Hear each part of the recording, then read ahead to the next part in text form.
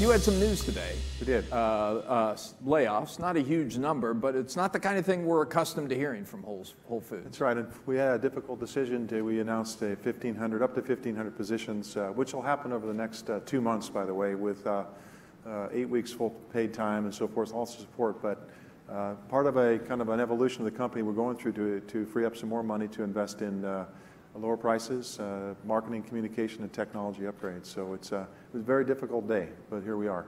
It's to cut costs. I mean, the interesting thing about Whole Foods to me is you have changed the way people in this country eat. You've really changed habits in this country, but by doing it, you've created massive competition for yourself. Every grocery store I go in every day looks more and more like a Whole Foods store, and that's been a problem for you as a business. Yeah, they're looking more like us. We're not looking like them, but still, it's a tectonic shift that's going on in the food marketplace right now. Absolutely tectonic, and it's exciting in many ways because we're seeing the world move towards a more sustainable place. You're talking about food and water and energy and all those sorts of things. Well, you're achieving your goals, except for the return to shareholder goal. Oh well, I think. So, how do you balance? I mean, if you look at the perspective over a longer period of time, we've done pretty well by our shareholders, and I believe we will again.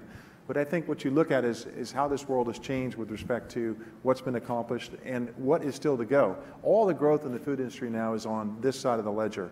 And that's double-digit growth in organics, continues to be double-digit growth in sustainable farming.